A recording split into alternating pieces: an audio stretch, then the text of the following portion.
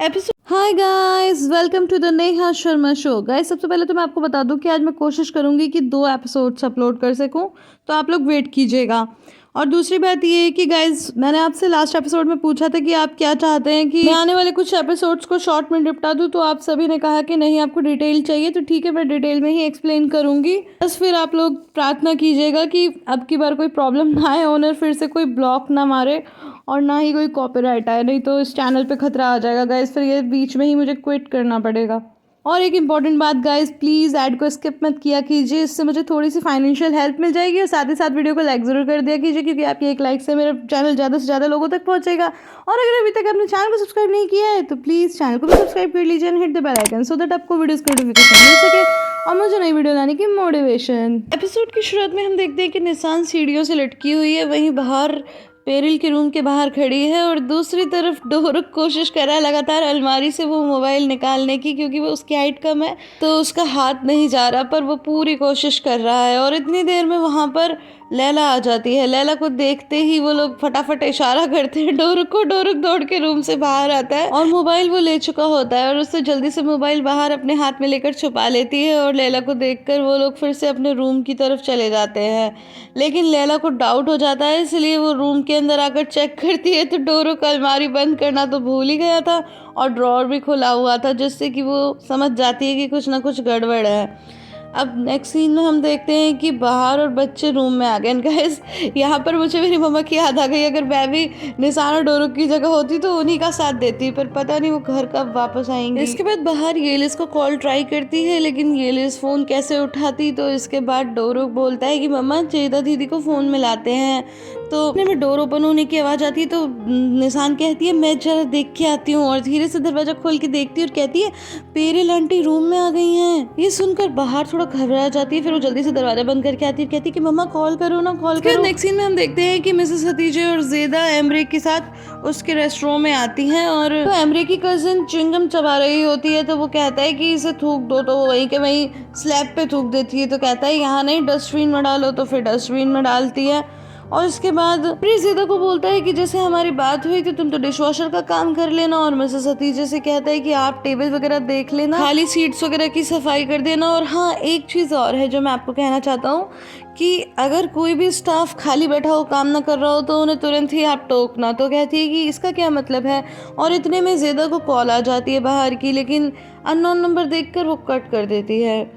Emery कहता है कि मैं आपको बताता हूँ। जैसे ये ईडन है ना, अपनी कज़न की तरफ इशारा करके कहता है कि अगर ये टेबल पर ठीक से काम ना करे तो इसे बोलना कि ठीक से काम करो, नहीं तो एमरी तुम्हें छोड़ेगा नहीं। वैसे ये तो मजाक था, पर अब आप समझ गई होंगी। मिसेस हतीजे बोलती हैं कि बेटा क्या ऑर्डर मैं खुद ही ले लूँ, नहीं तो मैस हो जाएगा, लेकिन वो बोलता है कि नहीं, आप तो बस हेल्प करना। और इसके बाद वो जाने लगता है, तो फिर से बाहर का कॉल आता है। तो जेदा कहती है अरे अब किसका कॉल आ गया। तो फिर मिसेस हतीजे कहती हैं कि बेटा उठा लो, क्या पता बाहर का कॉल हो। ये सुनकर एमरे भी थोड़ा अलर्ट हो जाता है और फिर वहाँ से चला जाता है। लेकिन इसके बाद जब वो फ़ोन उठाती है तो बच्चे बहुत ही ज़्यादा एक्साइटेड होते हैं और बाहर कुछ बोले उससे पहले ही कहते हैं कि मम्मा हमें बात करनी है, हमें बात करनी है। तो जेदा कहती है कि बाहर, तो कहती तुम्हें कैसे पता चला। लेकिन बच्चे सुपर एक्साइटेड थे और बार बार कह रहे थे कि जेदा दीदी से बात करनी है, जेदा दीदी से बात करनी है। तो जेदा पूछती है कि बाहर तुम ठीक हो ना, तो वो कहती है कि हाँ मैं बिल्कुल ठीक हूँ, लेकिन येलिस को मैंने फ़ोन किया था, उसने अटेंड ही नहीं किया, क्या वो तुम्हारे साथ है। ये सुनकर जेदा तो थोड़ी सरप्राइज हो जाती है, क्योंकि गाइस उसे ये बात नहीं पता थी कि ये बात बाहर से छुपानी है। लेकिन फिर वो बात संभालते हुए कहती है कि मैं मॉम के साथ कैफ़े में हूँ। तो इसके बाद बच्चे जो वहीं से चिल्लाना शुरू करते हैं कि जेदा दीदी हम आपको बहुत मिस कर रहे हैं, बहुत ज़्यादा। तो डोरक कहता है कि जेदा दीदी आई लव यू। जेदा कहती है कि बच्चों मैं तुम पर बारी बारी जाऊँ, मैंने तुम्हें बहुत मिस किया, तुम लोग कैसे हो। तो इधर से मिसेस हतीजे कहती है कि हम तुम्हें बहुत मिस कर रहे हैं, लेकिन इतना में कॉल कट हो जाती है क्योंकि बैटरी डाउन हो चुकी थी। तो फिर निशान कहती है कि काश हमारे पास चार्जर होता, पर चार्जर तो है ही नहीं। तो बाहर कहती है कि कोई बात नहीं बेटा, एटलीस्ट हमने उनकी आवाज़ तो सुन ली, मेरे को तो इसी से सेटिस्फेक्शन मिल गया। लेकिन डोरू कहता है कि मम्मा मुझे नहीं मिला, क्योंकि मुझे तो जेदा दीदी से बात करनी थी। इसके बाद निशान कहती है मुझे तो घर जाना है और बेड पे लेट जाती है। तो डोरुक भी कहता है कि मुझे भी घर जाना है, वो भी बेड पे लेट जाता है। तो इसके बाद बाहर भी लेट जाती है और कहती है कि बच्चों आओ मेरे पास। दोनों चिपट जाते हैं अपनी मम्मा से और बाहर कहती है कि तुम दोनों अपनी आंखें बंद करो और इमेजिन करो कि हम लोग अपने घर में हैं। फिर ज़ेदा और मिसेस हतीजा कई बार बाहर को कॉल ट्राई करती हैं लेकिन उसका कॉल तो ऑब्वियसली नहीं लगता। तो इसके बाद एमरे पूछता है कि क्या बाहर का कुछ पता चला? ज़ेदा कहती है कि नहीं नहीं, ये तो हमारी दूसरे रिलेटिव है, हम उसके बारे में बात कर रहे थे, जो तुम्हें पता होगा शायद एक डॉक्टर है ना जाले, उन्हीं के साथ वो रहती है क्योंकि मॉम की रिश्तेदार है ना वो।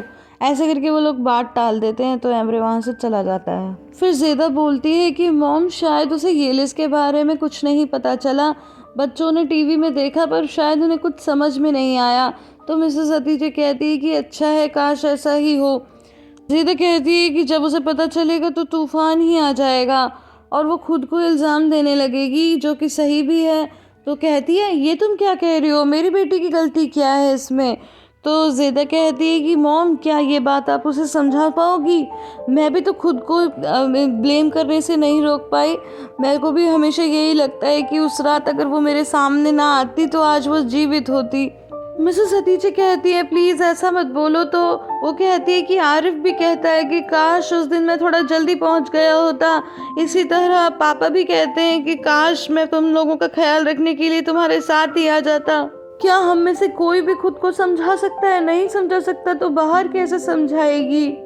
वो भी यही कहेगी कि अगर मैं सार्प के साथ ना जाती तो आज येलिस जीवित होती। फिर ज़ेदा कहती है चलो हमारे पास एक फ़ोन नंबर तो है, मैं उसे सेव कर लेती हूँ। सीन में लैला पेरिल के पास आती है और उसे सब कुछ बताती है कि बच्चे और बाहर यहाँ इस रूम में आए थे।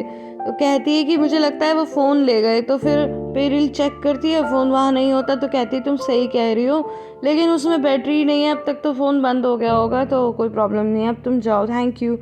इसके बाद हमें रात का सीन दिखाया जाता है जहाँ पेरिल तैयार होकर रूम से निकलती है और इधर से निशान भी लगातार उसे अपने रूम से थोड़ा सा दरवाज़ा खोल कर देख रही होती है।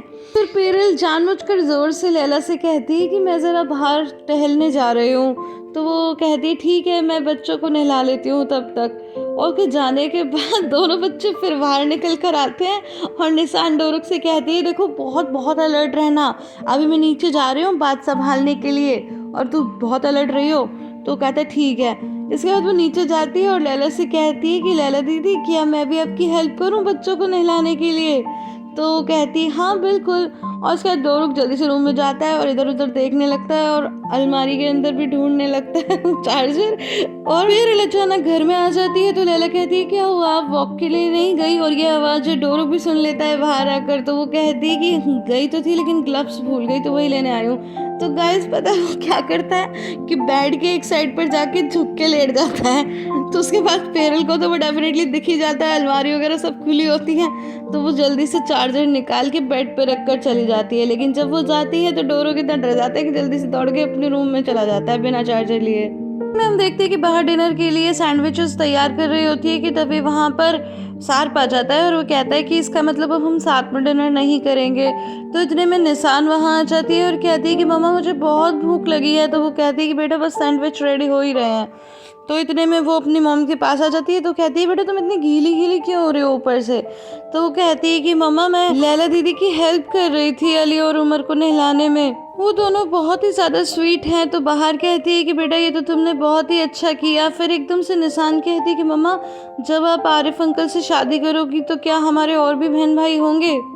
ये सुनकर सार्प के तो एकदम गुस्सा आ जाता है और वहाँ से तुरंत ही चला जाता है और बाहर जाकर सामान को इधर उधर फेंकने लगता है। और ये सब दूर से पेरिल भी देख रही होती है। नेक्स्ट सीन में हम ज़ेदा और मिसेस हतीजा को रेस्टोरेंट में काम करते हुए देखते हैं। लेकिन मिसेस हतीजा किसी काम से उस रूम से तो बाहर चली जाती हैं, पर इतने में वहाँ पर ईडिल आ जाती है और ईडिल कहती है कि अरे इतनी जल्दी क्या है, आराम आराम से बर्तन मांज लो, तुम इतनी जल्दबाजी क्यों कर रही हो?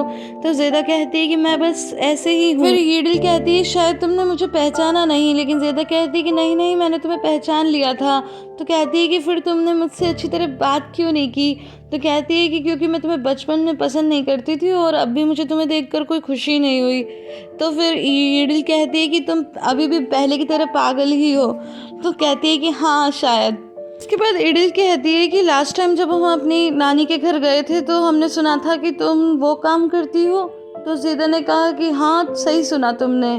तो कहती है कि मैंने तो तुमसे पहले ही कहा था, इस रास्ते पर चलकर कुछ ज्यादा हासिल नहीं होता। ज़ेदा तभी अपना काम छोड़कर एकदम रुकती है और कहती है कि देखो, तुमने पढ़ाई की और तुम यहाँ आई, और मैंने वो काम किया और मैं यहाँ आई, और आज हम दोनों एक ही किचन में मौजूद हैं। और हंसते हुए कहती है कि कौन कहता है कि लाइफ फेयर नहीं होती, देख लो आज हम दोनों एक ही जगह पे खड़े हैं। ये सुन करके ईडिल का चेहरा उतर जाता है। इसके बाद एमरी वहाँ आ जाता है और बोलता है कि ईडिल तुम यहाँ क्या कर रही हो, बाहर कोई भी ऑर्डर लेने वाला नहीं है। तो ईडिल कहती है कि मैं थोड़ी सी ज़ेदा से बात कर रही थी, 2 मिनट क्या हो गया, फिर वो चली जाती है। गाइस आई होप आपको ये वीडियो पसंद आई होगी। अगर पसंद आई है तो इसे लाइक शेयर एंड कमेंट करना बिल्कुल भी ना भूलें। फिर मिलती हूँ अगली वीडियो में, तब तक के लिए bye bye and take care.